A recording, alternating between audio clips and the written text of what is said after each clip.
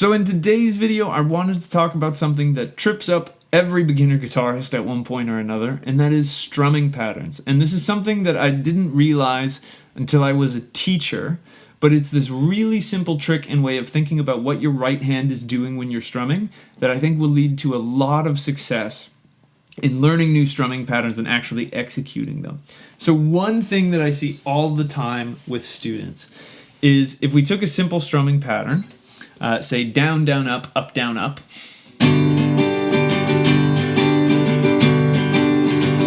I also call it the Green Day strumming pattern because that G chord might have sounded like Time of Your Life. I can't play too much of that for fear of getting demonetized. But so down, down, up, down, up.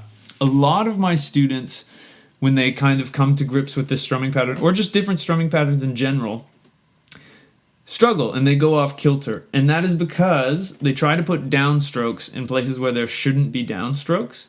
And it was through becoming a guitar teacher and working with a bunch of beginner students on this that I actually discovered this thing that I'd been doing my entire life but never realized. So this simple trick is that in music, especially strumming patterns, if the strum is on the beat, so say this is a strumming pattern in 4/4, so 1, 2, 3, 4, 1, 2, 3, 4.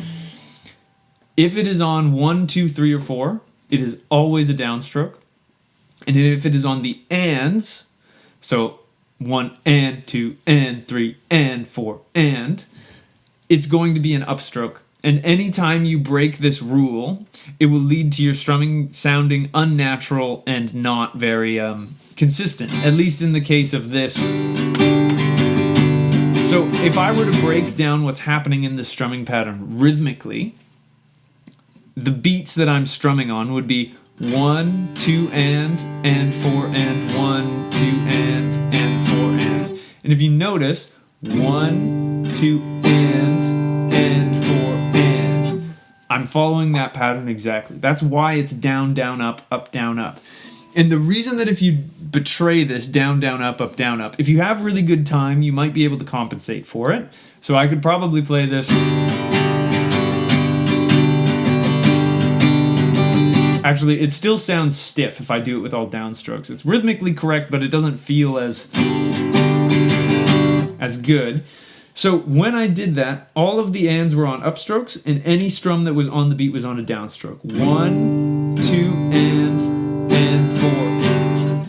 And now the reason for this, why this is so hard for beginners, is that downstrokes come to us more intuitively than upstrokes. But paying attention to this and breaking things down rhythmically can pay huge dividends in terms of actually being able to play some of these strumming patterns, because to do an upstroke, we fundamentally have to do a downstroke, and to do an upstroke, we have to do a downstroke. So when we do this strumming pattern, I don't know if you can notice this, but if you look at my right hand, it is constantly going eighth notes. So my right hand is moving as if I'm doing.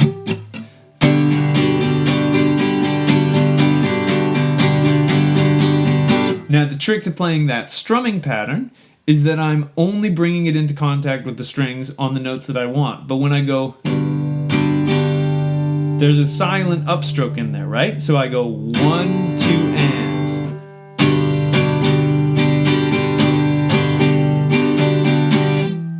Hope that's making sense. So when I do this, 1, silent upstroke, 2, and, silent downstroke, and 4, and 1, 2.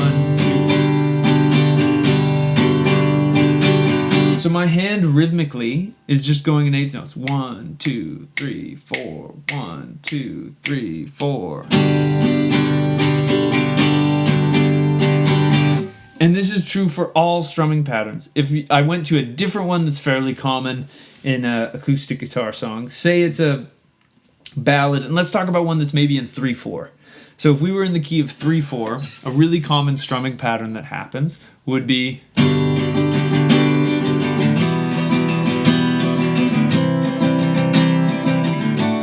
So this is down, down, up, down, up, down, down, up, down, up, down, down, up, down, up, down, down, up, down, up. And in this pattern, I'm going down, silent upstroke, down, up, down, up, down. you see my right hand is physically bouncing back up to make it to that downstroke.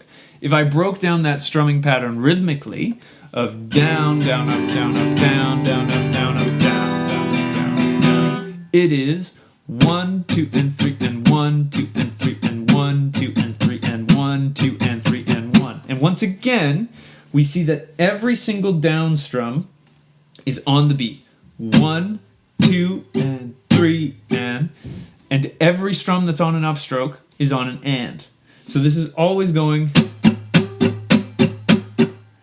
Now the fascinating thing that I realized after doing this is that even when I'm playing single note lines, I follow the same rule. So if I was playing a pattern that went, say, 1, 2, 1, 2, 3, 4, 1 and 2 and 3 and 4 and 1. If I displace that by 1/8 note, so then rather than going 1 and 2 and 3 and 4 and 1, and I made it 1 and 2 and 3 and 4 and 1 and. So 1, 2, 3, 4, 1 and 2 and 3 and 4 and 1 and. I start on an upstroke. I don't know if you noticed that. I'll do it one more time. So here's me starting on beat 1. 1 and 2 and 3 and 4 and 1, 2, 3, 4, 1 and 2 and 3 and 4 and 1 and. So if it starts on an and, my right hand instinctively knows to start on an upstroke.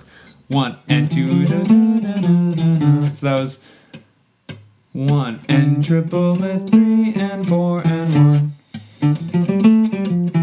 Whereas if it starts on 1, 1 and 2 and 3 and 4 and 1, I start on the downstroke.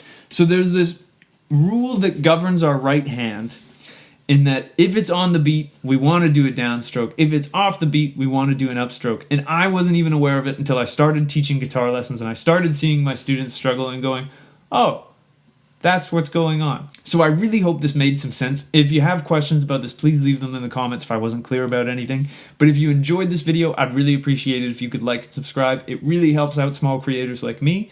If you want to take a guitar lesson with me, there's a link to get in touch with me down in the description. I would love to work with you on whatever's troubling you on the guitar. I've been working with a bunch of you from YouTube lately, and it's been so fun to connect with people all over the world. If you're looking for a way to support the channel and the free educational content that I put out here, you could subscribe to my Patreon. All of my patrons get early access to videos as well as some cool exclusive behind the scenes sneak peeks. It's stuff that I'm working on, so I'd love to see you over there. Another great way to show some support is to purchase my ebook, Scales and Arpeggios for the Modern Guitarist, or my video course all about triads on the guitar. It's a great way to get some good educational content from me that's a little bit more in-depth than what I can cram into a 10 or 15 minute YouTube video. And last but not least, I've got new videos coming out every single week, so I hope I'll see you in the next one. And until I do, I'll wish you a wonderful day, and I hope you have some fun playing the guitar. Thanks.